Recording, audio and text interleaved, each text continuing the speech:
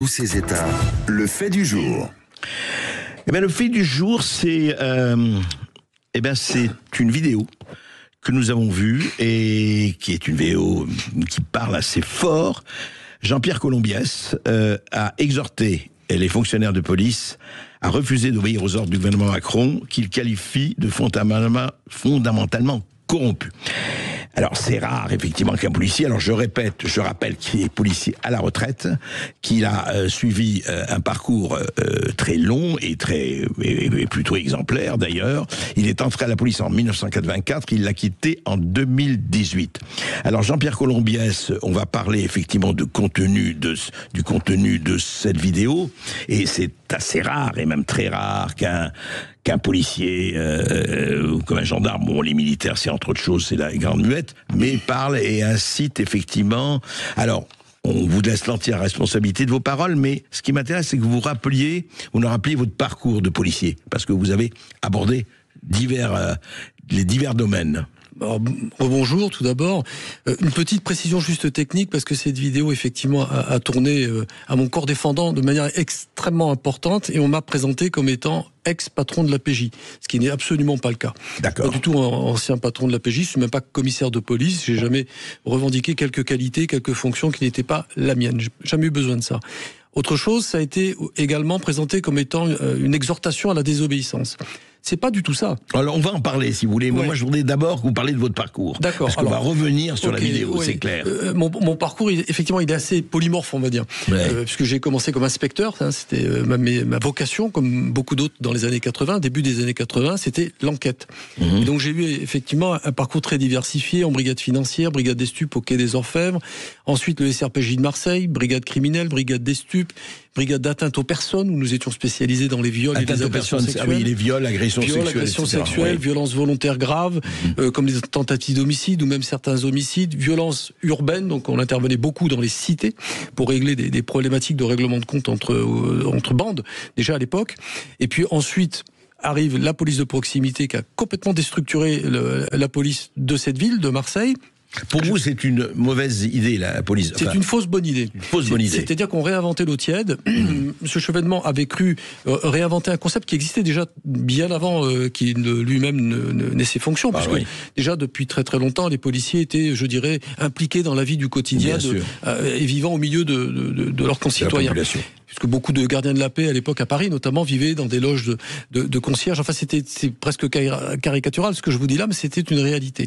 Il y avait véritablement un échange. Bref, il a voulu réinventer ça, sauf que entre-temps, le temps était passé, il n'y avait plus autant de fonctionnaires de police que cela, et dans beaucoup de villes, notamment des villes de province, il a fallu déshabiller Pierre pour habiller Paul, ce qui était notre cas, puisque l'unité qui était spécialisée à laquelle j'appartenais a été supprimée d'un claquement de doigts pour nourrir ce nouveau concept, ou plutôt ce concept qui était mis en place, notamment à Marseille. Après, je suis parti dans une brigade territoriale, j'étais chef d'arrondissement, puis je suis revenu en région parisienne où j'ai travaillé 3 ans à Neuilly-sur-Seine, ensuite Boulogne-Billancourt, toujours dans le judiciaire, puis ensuite... Toujours dans la PJ. Toujours dans la PJ, on va dire la PJ, c'est pas vraiment la PJ, mais on va dire la PJ. On va rester simple. Après, à l'état-major des Hauts-de-Seine, pendant un temps relativement court, puis délégué syndical permanent, donc ça a été mon métier, pendant 3 ans, puis ensuite j'avais déjà l'idée d'arrêter ma fonction pour retourner dans un commissariat parisien au 16e arrondissement où j'ai décidé d'arrêter définitivement ma carrière en 2018. D'accord. Alors justement, donc vous avez une carrière, vous avez embrassé, comme on dit, la plupart des domaines. Disons que j'ai touché à tout quasiment. Voilà.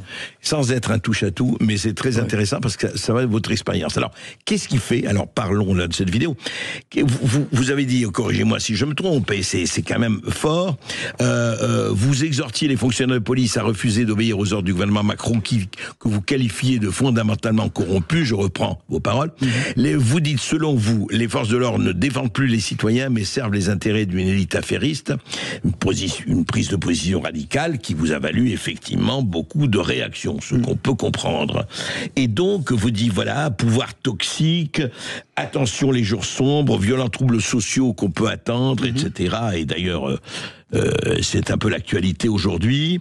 Et puis, est-ce que votre message s'adressait à qui? Aux policiers de base, quand vous dites attention, il y a l'honneur, il y a la police, etc. Et vous n'êtes pas tenu d'obéir à tous les ordres qu'on vous donne, surtout si ces ordres proviennent peut-être d'une source qui n'est pas parfaitement claire. Est-ce que c'est ça ou c'est pas ça, ce que vous avez voulu dire? Grosso modo, c'est ça. Mais vous savez, ce que j'ai fait, c'est simplement de rappeler une chose élémentaire, c'est le fameux code de déontologie. Et le code pénal.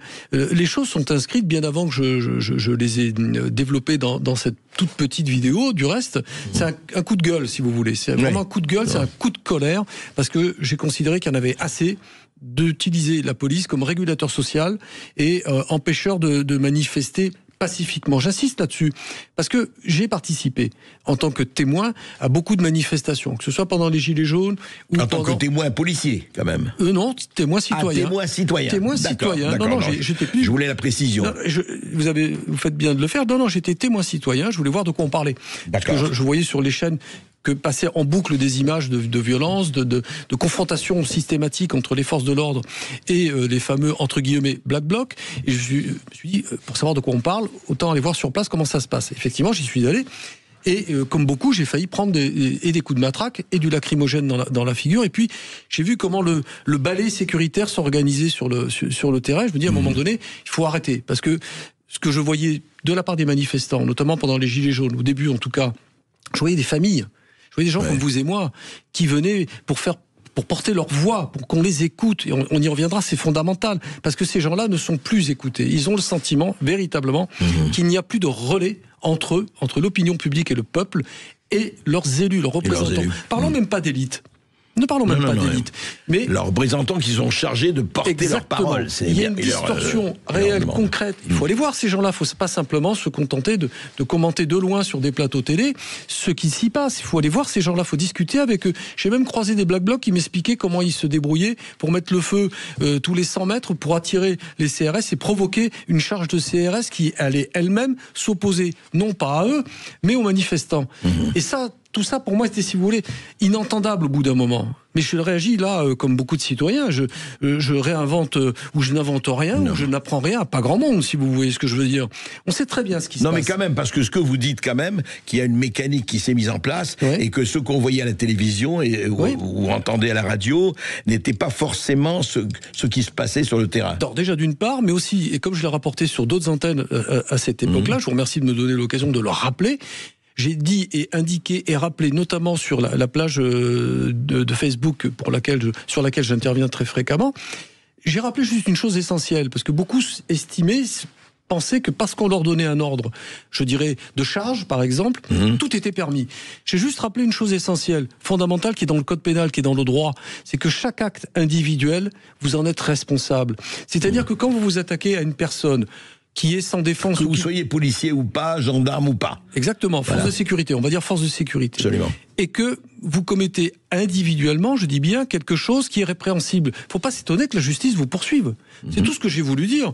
J'ai à un moment donné, parce qu'on nous a suriné la tête avec ça. Moi, je me souviens, dans les années 80, lorsque le premier code de déontologie est arrivé, j'étais déjà dans la police, c'était au début des années 80, au moment du premier mandat de François Mitterrand. On nous disait, attention, si vous recevez des ordres, quels qu'ils soient, faites bien attention, vous avez un code de déontologie qui non seulement vous interdit de faire ce que vous ne devez pas faire, ce que la loi vous autorise à faire, vous n'avez pas le droit d'outrepasser ses pouvoirs, et lorsqu'un ordre illégitime vous est donné, vous ne devez pas y obéir.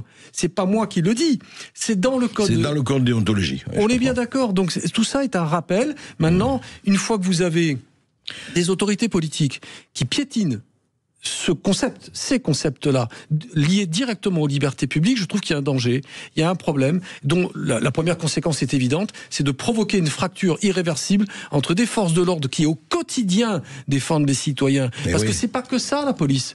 Ça n'est pas que du maintien de l'ordre, on va être clair. C'est au quotidien la défense de celles et ceux qui ne peuvent pas se défendre. Tout simplement. Mais quand on réduit, via des images récupérées sur des manifestations, et qu'on envoie des flashs, et là, pour cela, il y en a autant pour la gauche que pour la droite. droite, hein, et qu'on caricature l'action de la police. Moi, en tant que citoyen, a fortiori en tant que citoyen policier, ça me désarme, ça me désole surtout. Alors c'est pour ça que là, donc récemment, vous avez donc remis non pas de l'huile sur le feu, mais vous avez réenclenché cela pour dire, écoutez, attention, danger de divorce, danger de tout cela, danger de sédition ou de sécession. Il faut éviter effectivement. Est-ce que quand vous dites effectivement parce que là, on peut vous répondre à des fonctionnaires de police, vous n'avez pas obéi aux ordres, mettons, du gouvernement Macron, fondamentalement corrompu, ou effectivement toutes ces crises actuelles, économiques, sécuritaires, sociales, sanitaires, ça tout le monde les voit, etc. Mais est-ce que c'est le rôle d'un policier? Parce que il y a là, on pourra vous dire, mais attendez, vous appelez quand même à la sédition. Est-ce qu'un policier pourra dire, comment je peux juger moi si ce gouvernement ne fait pas son métier et que je dois, moi, policier qui est chargé de maintien de l'ordre et puis de tout le reste, comme vous dites très bien, est-ce qu'il n'y a pas quand même danger de dérive de la part de certains qui auront peut-être pas compris tout à fait ce que vous voulez dire? C'est pour ça que je voudrais que vous précisiez bien la chose. S'ils n'ont pas compris, c'est dommage, mais je me répète, je ne fais que rappeler des règles essentielles. Après, si ça amuse, enfin non, ça les amuse pas du reste, mais si certains, dans les arcanes du pouvoir, trouvent intéressant ou utile d'utiliser les forces de l'ordre en fonction de leurs intérêts propres, là ça pose problème. Et je suis désolé de le dire, si on est à la croisée des chemins, on est en train de vivre un phénomène de société assez inégalé, y compris pendant mai 68, on n'a pas eu ça, d'accord? On n'a pas eu, alors bien évidemment, il y avait des slogans que tout le monde connaît, CRSSS, j'en passe les meilleurs. Et qu'à l'époque, il y avait déjà eu une crise d'évocation. Oui, il y avait du CRSSS à l'époque. Voilà, il y avait déjà eu une crise d'évocation du reste dans la police assez lourde, assez importante. C'est pas utile de réitérer cette cassure, parce qu'on s'en était sorti, justement. Mais là, pour le coup, ça dure. Ça dure. Il n'y a pas une seule revendication sociale qui n'ait pas vu comme aboutissement une confrontation directe entre des manifestants, la population et les forces de sécurité. Et on voit bien que c'est le dernier recours, ou quasiment le seul recours qu'a le pouvoir en place pour dire on ne va pas discuter, vous avez quelque chose à dire, vous manifestez, il n'y a pas de problème. De toute façon, j'ai des régiments entiers de CRS et de gendarmes, quoi que vous fassiez, quoi que vous disiez, on vous répondra uniquement par la force. Ça ne change pas. Et je vous rappelle les déclarations de Didier Lallemand lui-même, du préfet de police de l'époque. Qui avait dit de toute façon, on n'est pas dans le même camp, et il se passera ce qui se passera. Il avait dit ça à une dame qui Exactement, il avait dit bien d'autres choses. Alors, Jean-Pierre Colombiès, si vous voulez intervenir, auditeur résistant de Sud Radio, 0826 300 300, 0826 300 300, n'hésitez pas à intervenir. Mais justement, parlons-en. Là, on a vu, par exemple, hier, 10 septembre, c'était hier, Jean-Pierre Colombiès, vous vous rappelez, il y a eu, pendant 10 jours, on a dit, qu'est-ce que ça va être le 10 septembre, etc.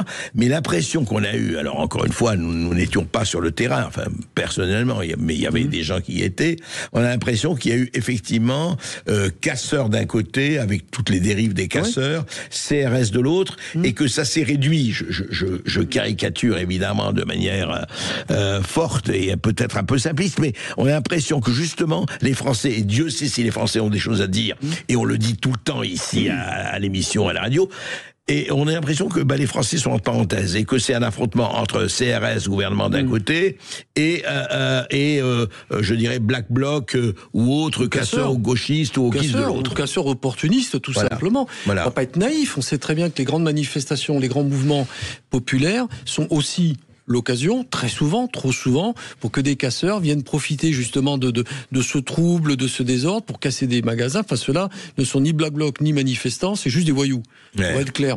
Et mais ils viennent. Ils viennent même en nombre. On l'a bien vu au moment de la fameuse finale de la Coupe d'Europe, ils se sont pas gênés pour piller et mettre en coupe réglée tous les supporters qui sont venus assister à ce match de foot. Donc ça, on n'est pas dans la revendication sociale, là, mais là, on est dans dans ce qu'on appelle, je suis pas le seul à le dire, de la délinquance d'opportunité qui se greffe systématiquement à ça. Bien sûr. Ça, c'est quasiment anecdotique, parce qu'on pourrait lutter contre ça. Mais là, on attaquerait un autre sujet sur, je dirais, l'impact de la peine. Mais là, pour vous, pour revenir à ça, Jean-Pierre Colombiès, comment un policier, justement, vous estimez que c'est très difficile, et je vois très bien ce que vous voulez dire, mais comment, quand vous appelez les policiers à dire attention, ne faites pas quelque chose. comment mesurer? Comment, je ne sais pas, le policier de base, je ne suis pas, vous savez ça mieux que moi. Comment mesurer cela? Comment... On a eu quand même des images terribles pendant les Gilets jaunes. Oui. On a vu des éborgnements, etc. Des manifestants qui ne commettaient aucune dégradation et qui ont quand même pris des projectiles pleine face. On a vu cette image de cette jeune femme qui marche et qui prend une charge par derrière. Excusez. Enfin, moi, c'est au-delà en tant que vous dites, en tant que policier, mais c'est tout simplement en tant que citoyen que ça me choque et que ça me navre. Ça me navre. Je dois voir les forces de police se comporter comme ça, je suis désolé. C'est pas ma philosophie, mais sachez quand même une chose, c'est que la grande majorité des policiers ne cautionnent pas ça. Bien sûr. Personne ne cautionne ça. Enfin, dans l'ensemble. Hein. Attention, bon, après, il y a toujours des cas particuliers. Dans tous les métiers. Hein. Vous savez, tout ça provoque une chose qui est très concrète. C'est un désamour total pour la fonction. Et ça va poser un problème dans les années à venir. C'est-à-dire qu'on a un problème de recrutement. Il y a une vraie crise de recrutement. Il y a une crise de recrutement considérable. Oui. C'est même pas moi qui le dis, c'est la Cour des comptes. Hein. Je renvoie à ceux qui ont la patience de lire le rapport de la Cour des comptes Ces rapports-là sont très intéressants parce que là, on n'est pas dans dans l'effet de manche, on est juste dans l'analyse concrète, technique. On a des recrutements qui sont terrifiants de par leur niveau.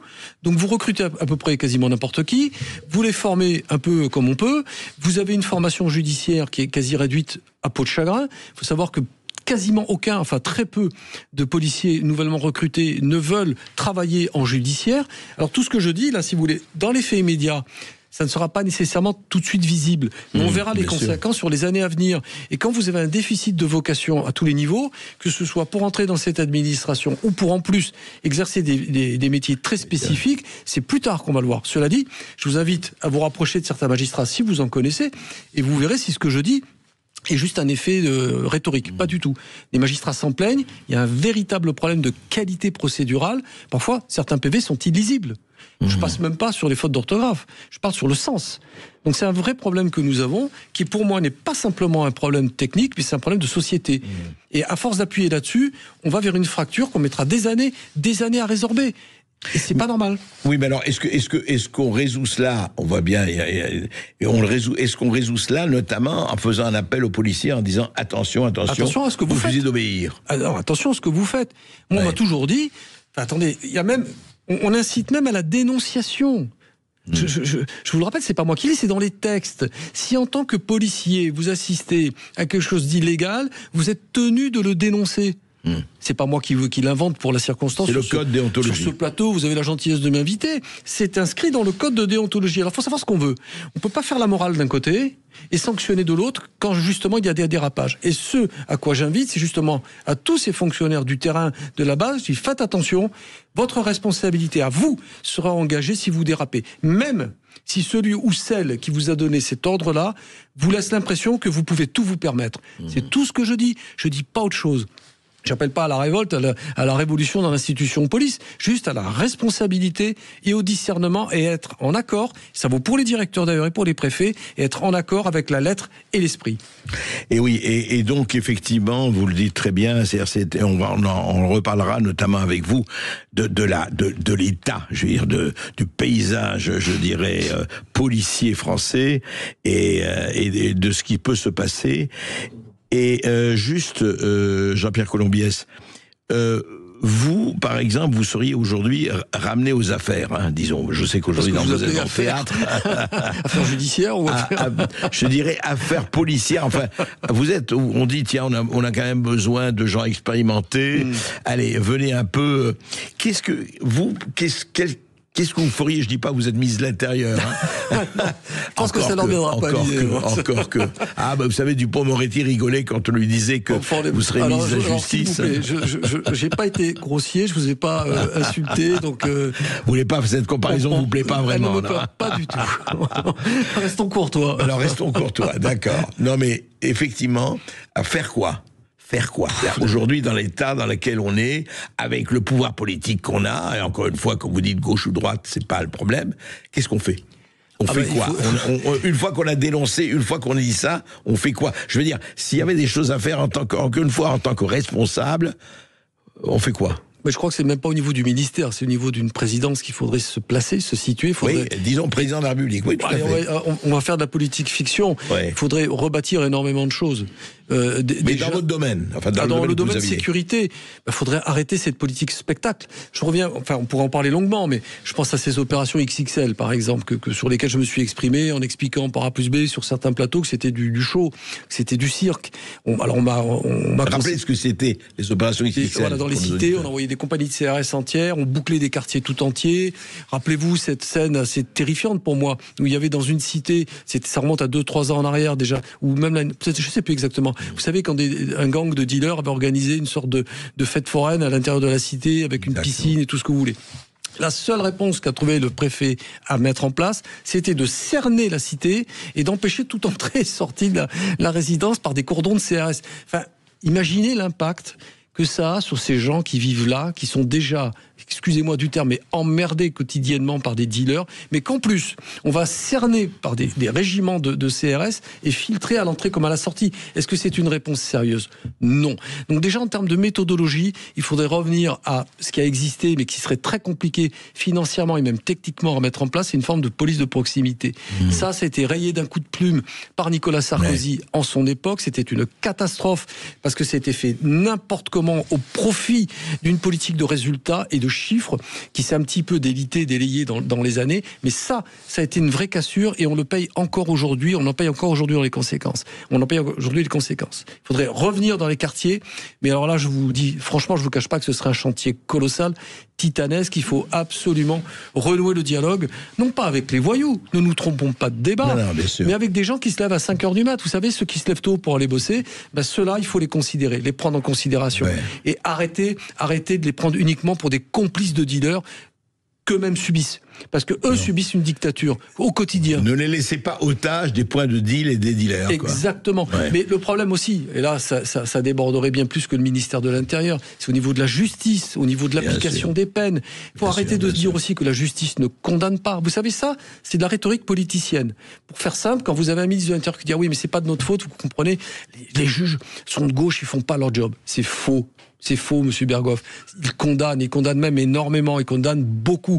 Sauf que, il n'y a pas assez de greffiers, pas assez de magistrats, et surtout qu'il n'y a pas suffisamment de structures pour l'application des peines. Oui. Et c'est là où nous avons un problème. Mais il y a quand même, on va pas, ça nous prendrait des heures, mais il y a des juges de liberté de la détention, vous savez que le nombre de multirécidivistes qui ne font pas leur peine de prison jusqu'au bout, et on voit les résultats quand même, il y a ça aussi. Alors j'ai qu'une réponse à vous faire, monsieur Berghoff.